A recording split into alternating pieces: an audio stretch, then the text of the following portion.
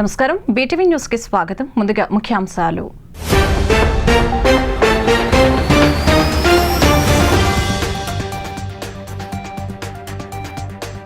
రెండవ రోజు కొనసాగిన అసెంబ్లీ సమావేశాలు. అసెంబ్లీలో మిగిలిపోయిన ఎమ్మెల్యేల ప్రమాణ స్వీకారం చేసిన వైనం.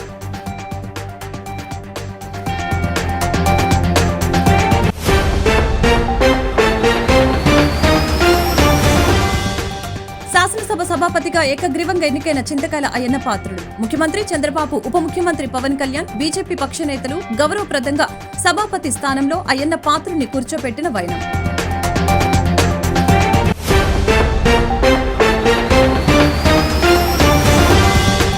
ఎంతో పవిత్రమైన అసెంబ్లీని గత ప్రభుత్వం దెబ్బతీస్తుందని ఏపీ సీఎం చంద్రబాబు వెల్లడి.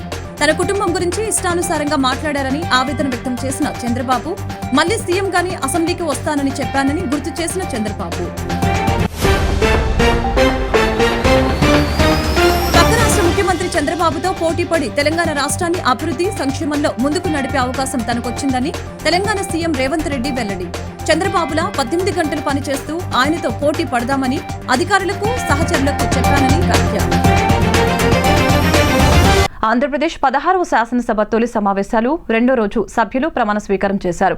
ఉదయం సభ ప్రారంభమైన తర్వాత శుక్రవారం ప్రమాణం చేయడం కుదరని మిగతా సభ్యులతో ప్రోటెం స్పీకర్ గోరంట్ల బుచ్చే చౌదరి ప్రమాణం చేయించారు. దైవ సాక్షిగా వనమాడి పితాని జీవి ఆంజనేయులు ప్రమాణం చేశారు. ఏపీ అసెంబ్లీ సమావేశాలు ముగిశాయి. అసెంబ్లీలో శుక్రవారం ప్రమాణ స్వీకారం చేయని ముగ్గురు శాసనసభ సభ్యులతో ప్రోటెం స్పీకర్ గోరంట్ల బుచ్చే చౌదరి ప్రమాణ స్వీకారం చేయించారు. కాకినాడ సిటీ నియోజకవర్గం నుంచి గెలుపొందిన వనమాడి వెంకటేశ్వరరావు శాసనసభ్యుడిగా ప్రమాణం చేశారు. ఆ తర్వాత ఆచంట ఎమ్మెల్యేగా ఎన్నికైన పీతాని సత్యనారాయణ, వినుకొండ ఎమ్మెల్యేగా గెలిచిన జీవి ఆంజనేయులు వరుసగా ప్రమాణం చేశారు. దీంతో ఎమ్మెల్యేల ప్రమాణ స్వీకారం పూర్తయింది. స్పీకర్ పదవి కోసం అయ్యన్న పాత్రుడు ఒక్కరే నామినేషన్ దాఖలు చేశారు. దీంతో స్పీకర్ గా అయ్యన్న పాత్రుడు ఏకగ్రీవంగా ఎన్నికయ్యారని ప్రోటెం స్పీకర్ గోరంట్ల బుచ్చే చౌదరి ప్రకటించారు. ఆపై స్పీకర్ పదవి బాధ్యతలు చేపట్టారు. నవ్యాంధ్ర 3వ శాసనసభ సభాపతిగా చింతకాయల అయ్యన్న పాత్రుడు ఏకగ్రీవంగా ఎన్నికయ్యారు. ముఖ్యమంత్రి చంద్రబాబు, ఉప ముఖ్యమంత్రి పవన్ కళ్యాణ్, బీజేపీ పక్ష నేతలు గౌరవప్రదంగా సభాపతి స్థానంలో కూర్చోపెట్టారు. ఈ కార్యక్రమానికి వైసీపీ అధినేత జగన్ దూరంగా ఉన్నారు. నవ్యాంధ్రప్రదేశ్ 3వ శాసనసభ సభాపతిగా చింతకాయల అయ్యన్న పాత్రుడు ఏకగ్రీవంగా ఎన్నికయ్యారు. అయ్యన్న పేరును ప్రోటెం స్పీకర్ బుచ్చే చౌదరి ప్రకటించారు. నూతన స్పీకర్ గా అయ్యన్న బాధ్యతలు స్వీకరించారు. ఆయనను ముఖ్యమంత్రి చంద్రబాబు, ఉప ముఖ్యమంత్రి పవన్ కళ్యాణ్, బీజేపీ పక్ష నేతలు గౌరవప్రదంగా సభాపతి స్థానంలో కూర్చోబెట్టారు. ఈ కార్యక్రమానికి వైసీపీ అధినేత జగన్ దూరంగా ఉన్నారు. అనకాపల్లి జిల్లా నర్సీపట్నం అసెంబ్లీ నియోజకవర్గం నుంచి ఎమ్మెల్యేగా అయ్యన్న పాత్రుడు ఎన్నికయ్యారు. ఆయనకు 4 దశాబ్దాలకు పైగా రాజకీయ అనుభవం ఉంది. 1983లో తెలుగుదేశం ఆవిర్భావంతో రాజకీయాల్లోకి అయ్యన్న పాత్రుడు ప్రవేశించారు. అప్పటి నుంచి పార్టీకి అన్ని విధాలుగా అండగా నిలిచారు. 7 సార్లు ఎమ్మెల్యేగా, ఒకసారి ఎంపీగా అయ్యన్న పాత్రుడు విజయం సాధించారు.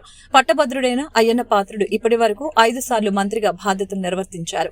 సాంకేతిక విద్య, క్రీడా, రహదారులు, భవనాలు, అటవీ, పంచాయతీరాజు వంటి కీలక శాఖల బాధ్యతలు నిర్వర్తించారు.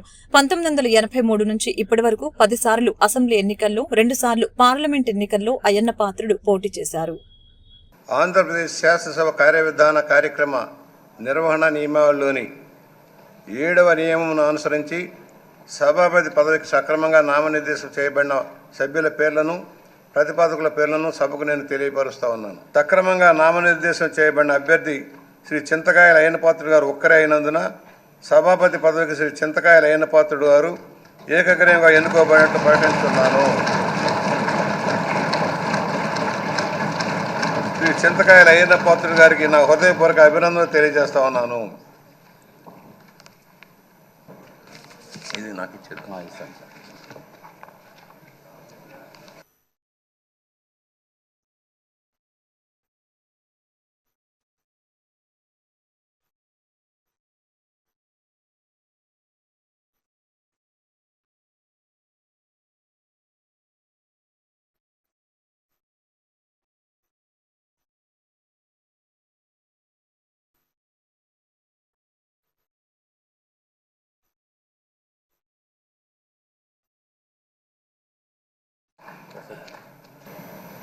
గౌరవ ముఖ్యమంత్రి గారు మన మంత్రులు కలిసినప్పుడు మాకు చెప్పారు, ప్రతిపక్ష హోదా లేకపోయినా, ప్రతిపక్ష ఇక్కడ ఈరోజు హౌస్కి రాకపోయినా మనమే ప్రతిపక్షం అనుకోవాలి. ప్రజల తరపున నిలబడాలి, ప్రజల తరపున పోరాడాలి, ప్రజల సమస్యలు తెలుసుకోవాలి, ప్రజలకు కావాల్సిన చట్టాలు మనం తీసుకురావాలని చాలా స్పష్టంగా చెప్పారు. దానికి మీ సహకారం చాలా చాలా అవసరమని మిమ్మల్ని నేను కోరుతున్నాను. అయ్యన్న పాత్రుడు గారిపైన ఎన్ని కేసులు పెట్టినా, ఎన్ని రకాలుగా హింసించినా ఆయన ఒకే మాట చెప్పేవారు, నేను తగ్గేదే లేదనేవారు. అహర్నిశలు పోరాడేవారు. గన్నవరం సభలో కూడా మీరు ఆనాడు వచ్చి మాట్లాడితే కూడా మరుసటి రోజు మీ పైన కేసు పెట్టి నాన్ బెయిలబుల్ వారెంట్ కూడా ఇష్యూ చేస్తాం చూసాం. కానీ అయ్యన్న పాత్రుడు ఎప్పుడు తగ్గలేదు, ఎప్పుడు పోరాడితే ఉన్నారు. ఆ స్ఫూర్తిని మేము అందరం కూడా హౌస్కి తీసుకెళ్తాం. మీ దగ్గర నుంచి మేము చాలా నేర్చుకోవాల్సిన అవసరం ఉంది. సో మా లాంటి యువకుల్ని ఈ హౌస్లో మీరు గైడ్ చేయాలని ఈ సభాముఖంగా కోరుకుంటూ, ఎంతో పవిత్రమైన అసెంబ్లీని గత ప్రభుత్వం దెబ్బతీసిందని ఏపీ సీఎం చంద్రబాబు అన్నారు. 23 మంది గెలిచి అసెంబ్లీకి వస్తే చాలా ఇబ్బంది పెట్టారని, నా కుటుంబం గురించి ఇష్టానుసారంగా మాట్లాడారని ఆవేదన వ్యక్తం చేశారు.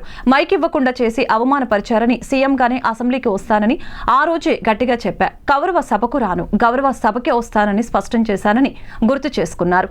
రాష్ట్రంలో ఆడపడుచుల్ని అవమానించారని ప్రజలంతా గమనించి నన్ను గౌరవ సభకు పంపారని చంద్రబాబు తెలిపారు. స్పీకర్ గా ఎన్నికైన అయ్యన్న పాత్రుడు రాష్ట్రానికి చేసిన సేవలు గుర్తు చేస్తూ చంద్రబాబు అసెంబ్లీలో మాట్లాడారు.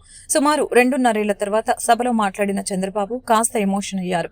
ఆనాటి పరిస్థితులు మరొకసారి గుర్తు చేశారు. తన ఫ్యామిలీపై అనవసరంగా ఎలాంటి కారణం లేకుండా నోరు పారేసుకున్నారని అన్నారు. 5 ఏళ్లుగా నీచ రాజకీయాలు చూశామని తెలిపారు చంద్రబాబు. సభలో ప్రశ్నించిన తమ సభ్యుల్ని అసభ్యకరమైన భాషలో తిట్టారని తెలిపారు. చివరకు తన నిరసన తెలియచేసి వెళ్లిపోతామని చెప్పినా మైక్ ఇవ్వలేదని అన్నారు. ఇలాంటి వైసీపీ గెలిచిన నాటి నుంచి మొన్నటి వరకు సభ నడిపిన తీరు ప్రజలు గమనించారని అన్నారు. నేను కూడా ఇదే హౌస్లో చాలా బాధపడిన సందర్భం రోజు మెంబర్స్ అందరం ఉన్నాం. నన్ను గురించి, నా కుటుంబాన్ని గురించి ఇష్టానుసారంగా మాట్లాడితే కనీసం యాక్షన్ తీసుకోవడానికి నాకు మైక్ ఇవ్వమని అడిగాను. మేము నిరసన తెలియజేసి ఎడతామని మైక్ అడిగితే మైక్ ఇవ్వలేదు. ఇవ్వకుండా మీరు చూస్తే మామూలు సంఘటన కాదు. ఆ రోజు నేను ఒక మాట చెప్పాను, ఇది గౌరవ సభ కాదు, మీరు నాకు మైక్ కూడా ఇవ్వడం లేదు. మైక్ ఇవ్వకపోయినా నేను స్టేట్మెంట్ ఇవ్వాలి కాబట్టి ఇచ్చెడతాను రికార్డు కోసం అని చెప్పి గట్టిగా లేచి ఇదే సీట్లో కూర్చొని ఆ రోజు నేను చెప్పింది అదే వర్డ్స్ మీకు రిపీట్ చేస్తున్నాను. నేను స్టేట్మెంట్ ఇవ్వాలనుకున్నాం, మీరు మైక్ ఇవ్వకుండా చేశారు. అయినా నాకు బాధ లేదు. మళ్ళీ చెప్తున్నా, ముఖ్యమంత్రిగానే ఈ హౌస్కు వస్తాను తప్ప అదర్వైజ్ అవసరం లేదు. ఇది ఒక గౌరవ సభ, గౌరవ సభ కాదు. ఇలాంటి గౌరవ సభలో నేనుండనని మరొక్కసారి చెప్తూ మీకు నమస్కారం. ప్రజలకు విజ్ఞప్తి చేస్తున్నా, నా అవమానం మీరు అందరూ అర్థం చేసుకొని నిండు మనసుతో ఆశీర్వదించాలని కోరుతూ ఈ సభ నుంచి వాకౌట్ చేస్తున్నానని చెప్పి వాకౌట్ చేసి బయట ప్రెస్ కాన్ఫరెన్స్ పెట్టాను. అసలు రాజకీయాలకి సంబంధం లేని తన కుటుంబాన్ని అవమానించారన్న చంద్రబాబు అదే విషయంపై శపథం చేశానని అన్నారు. ముఖ్యమంత్రిగానే గౌరవ సభకు వస్తానని చెప్పినట్లు తెలిపారు. తన జీవితంలో ఎప్పుడూ లేని విధంగా కన్నీళ్లు పెట్టుకోవాల్సి వచ్చిందని గుర్తు చేశారు. తన ఆవేదన గుర్తించిన ప్రజలు అఖండ మెజారిటీతో విజయాన్ని కట్టపెట్టారని తెలిపారు. ఎందుకు ఈ విషయం చెప్తున్నానంటే, నా జీవితంలో ఇది 9వసారి నేను ఎమ్మెల్యే. ఈ రాష్ట్రంలో తెలుగు జాతిలో నాకు వచ్చిన అవకాశాలు ఏ నాయకుడికి రాలేదు. 14 సంవత్సరాలు ముఖ్యమంత్రిగా పనిచేశాను. ఇప్పుడు మళ్ళీ ముఖ్యమంత్రి అయ్యాను. 15 సంవత్సరాల పొజిషన్ పార్టీ లీడర్గా పనిచేశాను.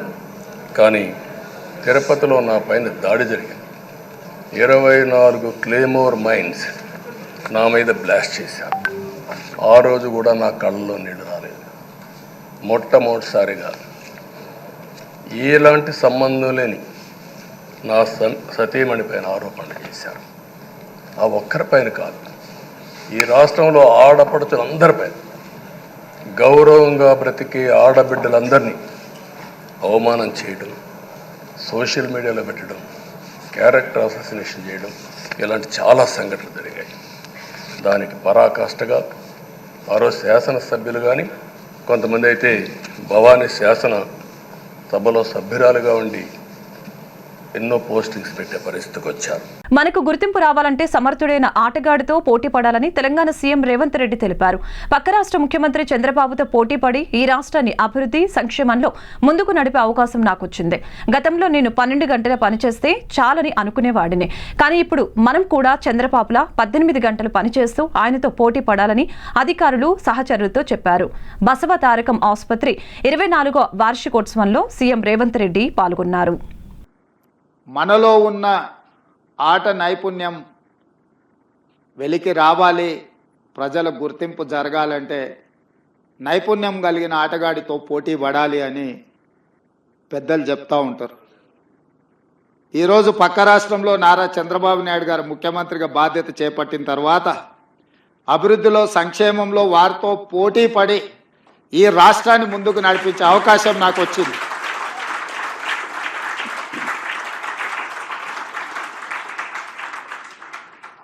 గతంలో 12 గంటలు పనిచేస్తే సరిపోతుంది, అంతకు మించి అవసరం లేదు అనుకునేవాడిని.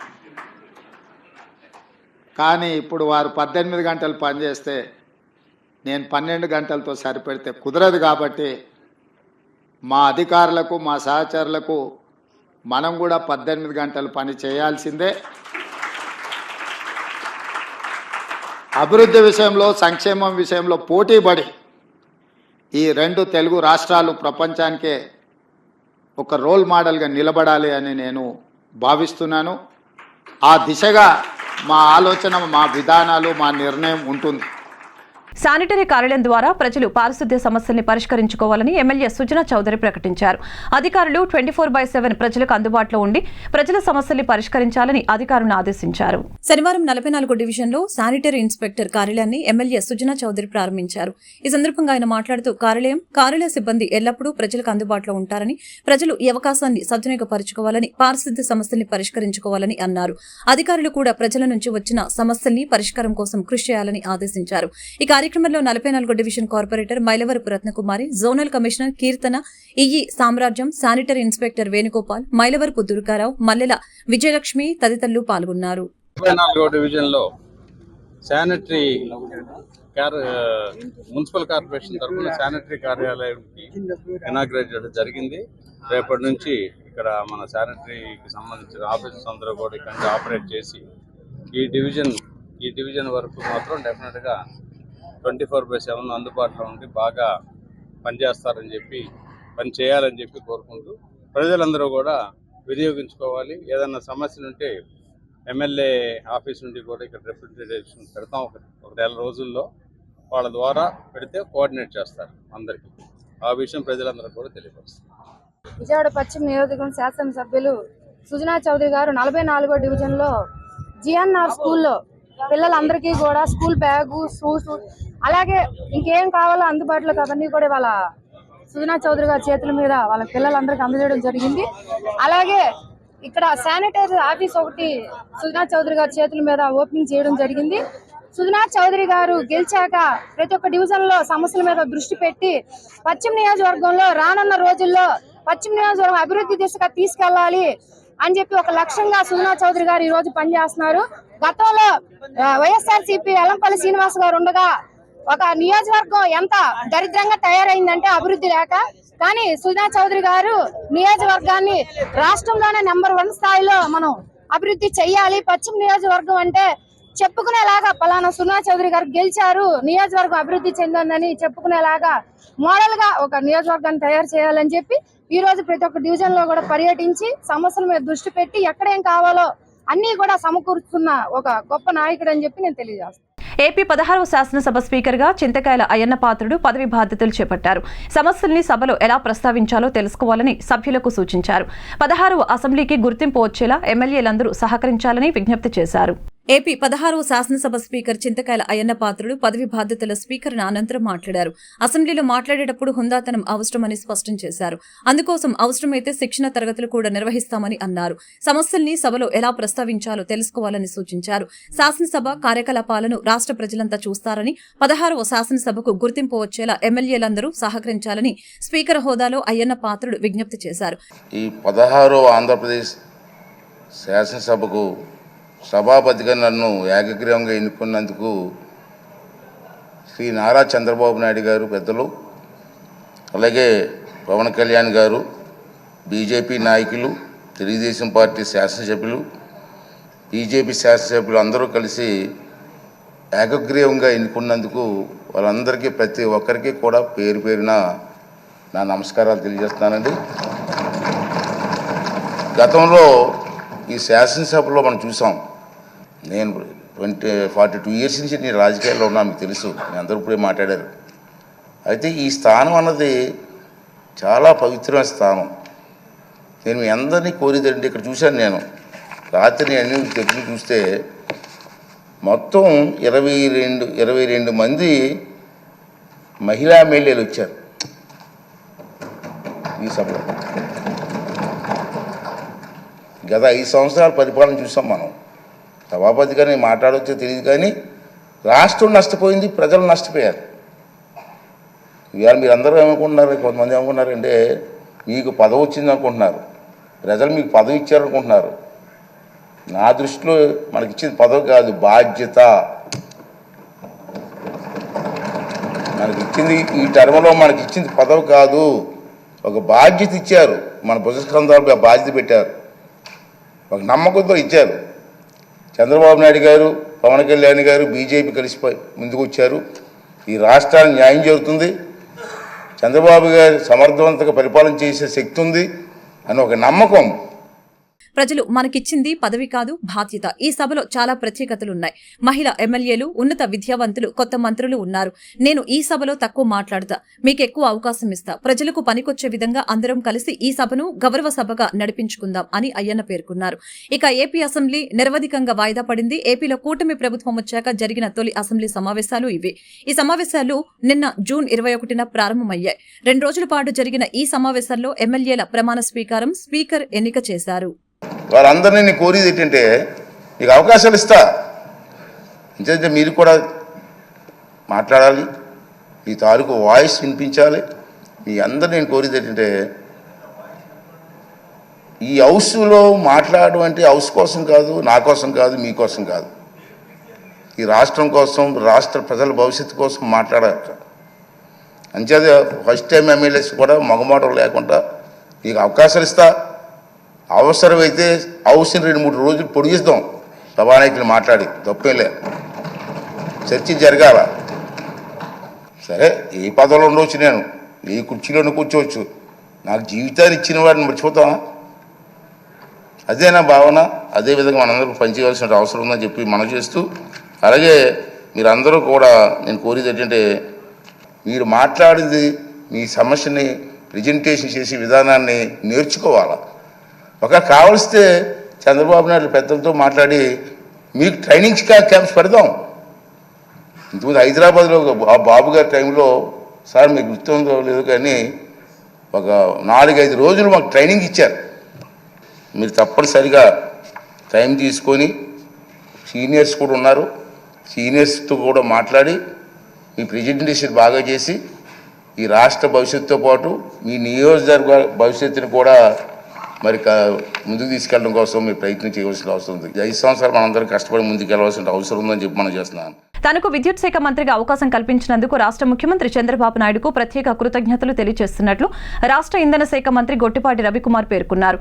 దేశంలోనే ఉత్తమ విద్యుత్ శాఖగా ఆంధ్రప్రదేశ్ రాష్ట్ర విద్యుత్ శాఖను తీర్చిదిద్దేందుకు అన్ని విధాలా ప్రయత్నం చేస్తానని గొట్టిపాటి రవికుమార్ పేర్కొన్నారు. ఆంధ్రప్రదేశ్ రాష్ట్రంలో కొత్తగా 40,336 వ్యవసాయ విద్యుత్ కనెక్షన్లు మంజూరు చేస్తూ రాష్ట్ర ఇంధన శాఖ మంత్రి గొట్టిపాటి రవికుమార్ దస్త్రంపై తొలి సంతకం చేశారు. ఈ మేరకు శనివారం అమరావతి రాష్ట్ర సచివాలయంలో ఆయన వేద పండితుల ఆశీర్వచనాల మధ్య ఇంధన శాఖ మంత్రిగా పదవీ బాధ్యతలు స్వీకరించారు. ఈ సందర్భంగా 40,336 కొత్త వ్యవసాయ విద్యుత్ కనెక్షన్లు మంజూరు చేస్తూ దస్త్రంపై తొలి సంతకం చేశారు. అలాగే ప్రభుత్వ కార్యాలయాలకు దశల వారీగా సోలార్ విద్యుత్ కనెక్షన్ల మంజూరుకు సంబంధించిన దస్త్రంపై 2వ సంతకం చేశారు. అదేవిధంగా ప్రధానమంత్రి సూర్యఘర్ పథకంలో ఇంటింటికి 3 కిలోవాట్ల సోలార్ విద్యుత్ అందించే కార్యక్రమానికి సంబంధించి దస్త్రంపై 3వ సంతకం చేశారు. అనంతరం మంత్రి మీడియాతో మాట్లాడారు. రాష్ట్రంలో ప్రజలకు మెరుగైన రీతిలో విద్యుత్ను అందించేందుకు విద్యుత్ సరఫరా డిమాండ్లపై ప్రత్యేక దృష్టి సారించడం జరుగుతుందని స్పష్టం చేశారు. దేశంలో విద్యుత్ సంస్కరణలకి ఆద్యుడు చంద్రబాబు నాయుడని, ఆయన తీసుకువచ్చినన్ని విద్యుత్ సంస్కరణలు మరెవరూ కూడా తీసుకురాలేదని తెలిపారు. విద్యుత్ శాఖ అధికారులు, సిబ్బంది సమన్వయంతో పనిచేసి విద్యుత్ శాఖ ద్వారా ప్రజలకు మెరుగైన రీతిలో సేవలు అందించే విధంగా పనిచేయాలని మంత్రి రవికుమార్ తెలిపారు. అదేవిధంగా ఇవాళ మొదటి రోజు నేను ఛార్జ్ తీసుకున్నాను. 3 కార్యక్రమాల మీద మనం దృష్టి పెట్టాం. మొదటగా దాదాపు 44,500 మంది రైతులకి అగ్రికల్చర్ కనెక్షన్స్ ఇవ్వాలని చెప్పి మొదటి సంతకం పెట్టాము. ఎందుకంటే చాలా కాలం నుంచి రైతులు బోర్లు వేసుకొని కరెంటు కనెక్షన్ లేక ఇబ్బంది పడుతూ ఉన్నారు. వాళ్ళందరికీ కూడా కరెంటు కనెక్షన్ ఇవ్వాలనే ఉద్దేశంతో మొదటి సంతకం 44,500 మందికి విద్యుత్ కనెక్షన్లు ఇస్తూ ఉన్నాం. రెండోది వచ్చేసరికి చాలా కాలం నుంచి గవర్నమెంట్ బిల్డింగ్స్ గవర్నమెంట్ వాళ్ళు కరెంటు బిల్లులు కట్టి కరెంటు బిల్లులు కట్టలేక ప్రతిసారి కూడా గవర్నమెంట్ కరెంటు బిల్లు పంచాయతీలకి కరెంటు బిల్లు కట్ చేస్తూ ఉన్నారు. అవన్నీ లేకుండా రాబోయే రోజుల్లో ప్రతి గవర్నమెంట్ ఆఫీస్ పైన సోలార్ తోటి పవర్ తీసుకురావాలనే ఒక మంచి ఉద్దేశంతో ఒక కమిటీ వేసాం. 15 రోజుల్లో కమిటీ దాన్ని రివ్యూ చేసి ఇస్తూ ఉంటారు. అవన్నీ కూడా రాబోయే రోజుల్లో మొత్తం గవర్నమెంట్ బిల్డింగ్స్ అన్నీ కూడా సోలార్ తోటి చేయాలనేది ఒక మంచి కార్యక్రమాన్ని తీసుకున్నాం. అదేవిధంగా మూడోది వచ్చేసరికి ప్రైమ్ మినిస్టర్ గారు ఫిబ్రవరిలో ఒక కార్యక్రమం ఓపెన్ చేశారు. తద్వారా ఎవ్రీ హౌస్ హోల్డర్కి 3 కిలోవాట్స్ దాకా మనం కరెంటు సోలార్ ద్వారా కరెంట్ ఇవ్వాలని చెప్పి అనుకున్నాము. అవన్నీ కూడా కమిటీ వేసి జిల్లాలో కమిటీలు వేసేసి తప్పకుండా రాబోయే రోజుల్లో ప్రతి హౌస్ హోల్డర్ కూడా నాణ్యమైన విద్యుత్తు భారం లేకుండా ఉండేటట్టు తప్పకుండా వాళ్ళందరూ కూడా ఇస్తామని చెప్పి కూడా పేరున మా ముఖ్యమంత్రి గారికి మరొకసారి మా నాయకుడు చంద్రబాబు నాయుడు గారికి నాకు అవకాశం ఇచ్చిన చంద్రబాబు నాయుడు గారికి ధన్యవాదాలు చేసుకుంటూ మంత్రి లోకేష్ చేపట్టిన ప్రజా దర్బార్కు రాష్ట్ర వ్యాప్తంగా విన్నపాలు వస్తున్నాయి. వైసీపీ కబ్జాదారుల నుంచి కాపాడాలంటూ బాధితులు వేడుకుంటున్నారు. తక్షణమే చర్యలు తీసుకోవాలని మంత్రి లోకేష్ ఆదేశాలు జారీ చేశారు. మంగళగిరి నియోజకవర్గ ప్రజల కోసం మంత్రి నారా లోకేష్ ప్రారంభించిన ప్రజా దర్బార్కు అనూహ్య స్పందన లభిస్తోంది. ఈ కార్యక్రమం కేవలం మంగళగిరి ప్రజల కోసం నిర్వహిస్తున్నప్పటికీ రాష్ట్ర వ్యాప్తంగా ప్రజలు పెద్ద ఎత్తున తరలివచ్చి యువనేతకు సమస్యల్ని చెప్పుకుంటూ ఉన్నారు. ఎటువంటి ఆంక్షలు లేకుండా ప్రజలు నేరుగా లోకేష్ ను కలిసి తమ సమస్యల్ని చెప్పుకుంటున్నారు. రోజురోజుకి ప్రజల వద్ద నుంచి వస్తున్న స్పందన నేపథ్యంలో రాష్ట్రంలోని అన్ని నియోజకవర్గాల్లో ఈ కార్యక్రమం చేపట్టారని కొత్తగా ఎన్నికైన ప్రజాప్రతినిధులు భావిస్తున్నారు. రాష్ట్రం నలుమూలల నుంచి ఎంతమంది వచ్చినా ఓపిగ్గా వారి నుంచి వినతులు స్వీకరిస్తున్న యువనేత నారా లోకేష్ భరోసా ఇస్తున్నారు. తమ దృష్టికి సమస్యల్ని సంబంధిత శాఖలకు పంపి సాధ్యమైనంత త్వరగా పరిష్కరించాలని ఆదేశించారు. శనివారం నాడు నిర్వహించిన ప్రజా దర్బార్లో పెద్ద ఎత్తున వినతులు వెల్లువెత్తాయి. విద్యార్థుల్ని విద్యలో రాణించే విధంగా కృషి చేయవలసిన గురుతర బాధ్యత ఉపాధ్యాయుల మీద ఉందని పశ్చిమ ఎమ్మెల్యే ఎలమంచిలి సత్యనారాయణ చౌదరి సుజనా చౌదరి స్పష్టం చేశారు. ప్రభుత్వ పాఠశాలలో మౌలిక వసతుల కల్పనకు కేంద్ర రాష్ట్ర ప్రభుత్వాలు చిత్తశుద్ధితో పనిచేస్తున్నాయని తెలిపారు. రామరాజ్యనగర్లోని గొల్లపల్లి నాగేశ్వరరావు మున్సిపల్ కార్పొరేషన్ పాఠశాలలో శనివారం విద్యార్థులకు పుస్తకాల కిట్ల పంపిణీ కార్యక్రమంలో ఎమ్మెల్యే సుజనా చౌదరి పాల్గొన్నారు. ఈ సందర్భంగా ఎమ్మెల్యే సుజనా చౌదరి మాట్లాడారు.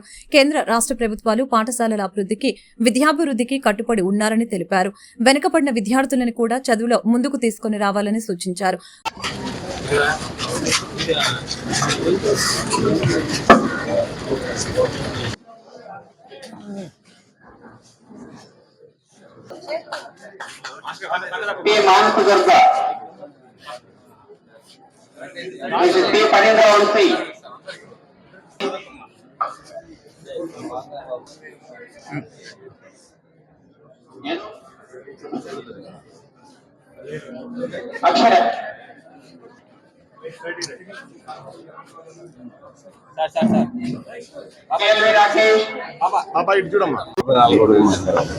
ఎంసీ జిఎన్ఆర్ఎంసీ స్కూల్లో స్టూడెంట్స్ కిట్స్ అంటే పుస్తకాలు, బ్యాగ్, షూస్, యూనిఫామ్ కూడా అందరికీ కూడా డిస్ట్రిబ్యూట్ చేయడం జరిగింది గవర్నమెంట్ తరఫున.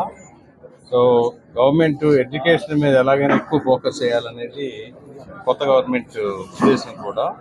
దాంతోపాటు ఇక్కడ టీచర్స్ అందరికీ ఇవన్నీ అంటే మెటీరియల్గా మనం కొంటాం, పంపిస్తాం, గవర్నమెంట్ డబ్బుతో చేస్తుంది.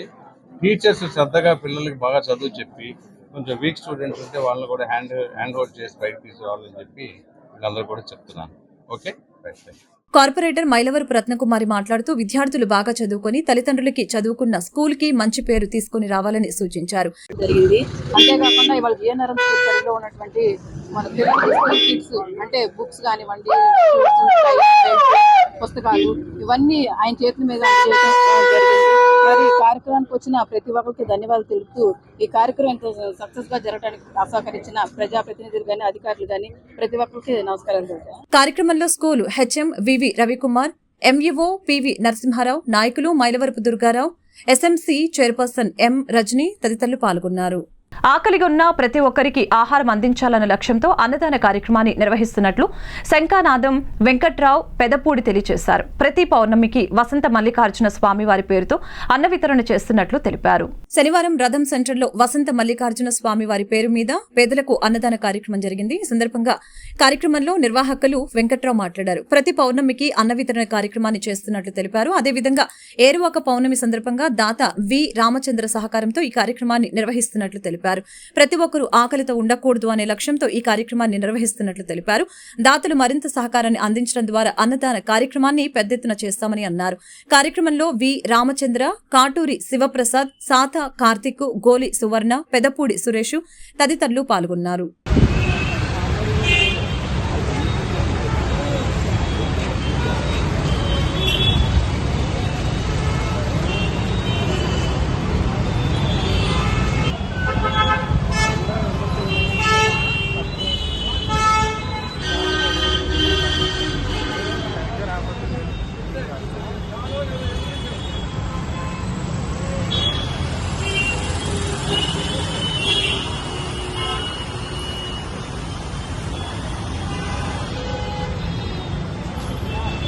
శ్రీ విజయేశ్వర స్వామివారు అనుగ్రహంతో దుర్గా మల్లేశ్వరి అమ్మవారు దేవస్థానం తరఫున ఈ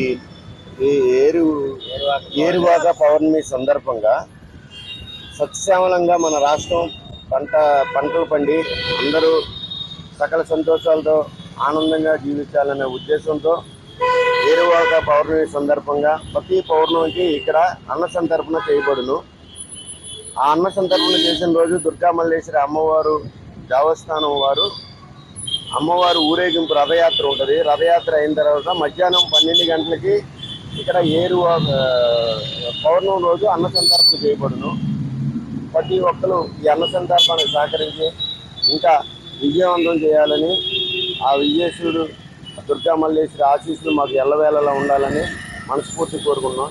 ఈ నెల రామచంద్ర అని మన ఆ వ్యక్తి మనకి సహకరించి ఈ అన్న సంతర్పానికి సపోర్ట్ చేసి జరగడానికి కారకుడు రామచంద్ర గారు. రామచంద్ర గారు పిల్లా పాపలతో అందరూ ఆరోగ్యంగా ఆనందంగా ఉండాలని మనస్ఫూర్తిగా. వార్తలు ముగించే ముందు ముఖ్యాంశాలు మరొకసారి. ఈ వార్తలు ఇంతటితో సమాప్తం. మరొక బిడ్డను మళ్ళీ కలుద్దాం. నమస్కారం. రెండవ రోజు కొనసాగిన అసెంబ్లీ సమావేశాలు. అసెంబ్లీలో మిగిలిపోయిన ఎమ్మెల్యేల ప్రమాణ స్వీకారం చేసిన వైనం.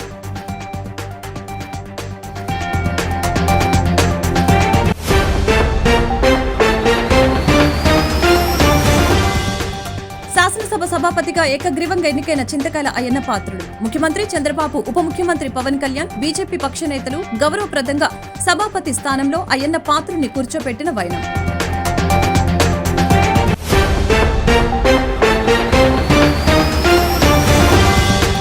ఎంతో పవిత్రమైన అసెంబ్లీని గత ప్రభుత్వం దెబ్బతీస్తుందని ఏపీ సీఎం చంద్రబాబు వెల్లడి. తన కుటుంబం గురించి ఇష్టానుసారంగా మాట్లాడారని ఆవేదన వ్యక్తం చేసిన చంద్రబాబు, మళ్లీ సీఎంగానే అసెంబ్లీకి వస్తానని చెప్పానని గుర్తు చేసిన చంద్రబాబు. పక్క రాష్ట్ర ముఖ్యమంత్రి చంద్రబాబుతో పోటీపడి తెలంగాణ రాష్ట్రాన్ని అభివృద్ధి సంక్షేమంలో ముందుకు నడిపే అవకాశం తనకొచ్చిందని తెలంగాణ సీఎం రేవంత్ రెడ్డి వెల్లడి. చంద్రబాబులా 18 గంటలు పనిచేస్తూ ఆయనతో పోటీ పడదామని అధికారులకు, సహచరులకు చెప్పానని వ్యాఖ్య.